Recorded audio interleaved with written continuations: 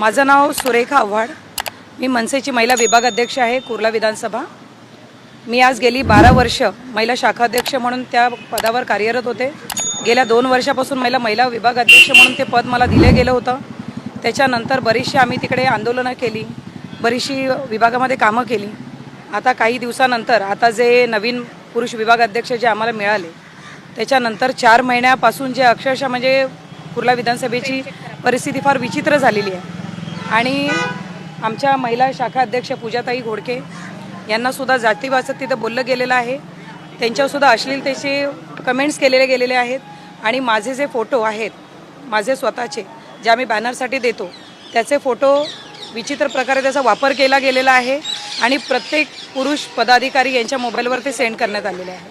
म्हणून आता मी साहेबांच्या नावे पत्र लिहिलेलं होतं. मला फक्त आता साहेबांना भेटायचं आहे, कारण की मला माहिती आहे आमचे साहेबच मला न्याय देऊ शकते. याआधी आपण कधी साहेबांशी संवाद साधण्याचा प्रयत्न केला या सगळ्या विषयांवरती त्यांचं लक्ष? त्यांना मी बऱ्याच वेळा पत्र व्यवहार केलेला आहे. त्या पत्राचं अजूनपर्यंत उत्तर आलेलं नाही आहे. त्यांच्या पीएनना देखील मी बऱ्याच वेळा कॉल केले. आत्तासुद्धा मी बाहेर आधी त्यांच्या पीएनना मी भेटण्यासाठी आले, त्यांना कॉल केला. ते म्हटले की नाही अजून तुम्ही दुसऱ्या नेत्यांशी बोलून घ्या, परंतु हे सगळं शक्य होत नाही आहे. त्याच्यामुळे मला फक्त आता साहेबांशी भेटणार आहे मी आणि मला माहिती मला माझे साहेबच मला न्याय देतील. कारण कोणते पदाधिकारी आहेत ज्यांचे फोटो या ठिकाणी तुम्ही दाखवलेले आहेत? याच्यामध्ये आता नवीन नियुक्ती विभाग अध्यक्ष प्रदीप वाघमारे आहेत, परत विभाग सचिव महेंद्र शिंदे आणि शाखा अध्यक्ष सुलोचना कदम मॅडमनी हे फोटो व्हायरल केलेले आहेत माझे. आणि ते इतर पदाधिकाऱ्यांनी जे आहे ते स्वतःकडे मागवून घेतले आणि मग इतर पदाधिकाऱ्यांना ते पाठवले गेले. हे नंतर मला कळल्यानंतर मी गुन्हा दाखल देखील केलेला आहे. तरी देखील ते पोलीस स्टेशनमध्ये येणं जाणं, पदावर ते म्हणजे तिकडे बरेचशी आरेरावी करणं हे सगळा प्रकार चालू आहे. आणि मी ऐकत देखील नव्हते म्हणून त्यांनी काय केलं की मला पदावरून काढण्याचा प्रयत्न केला. तुमचे फोटो म्हणजे नेमके कसे फोटो होते आणि तुमचे फोटो का व्हायरल करण्यात आले? काय अंतर्गत वाद पुढल्यात होता? नाही मॅडम, असा काही अंतर्गत वाद नव्हता, कारण की मी धडाडीची कार्यकर्ता आहे. त्याच्यामुळे त्यांना नेहमीच माझा स्वभाव खटकतच होता. त्याच्यामुळे त्यांनी माझे कुठलेही कारण नाही भेटत होतं म्हणून त्यांनी माझ्या सिंगल फोटोचा माझा गैरवापर केलेला आहे. म्हणजे AIचा वापर करून माझे फोटोचा गैरवापर करून त्यांनी प्रत्येकाला पसरवलेले आहेत. मॅडम तुमच्या फोटो आक्षेपार्ह रीतीने व्हायरल केले जातात? हो मॅडम.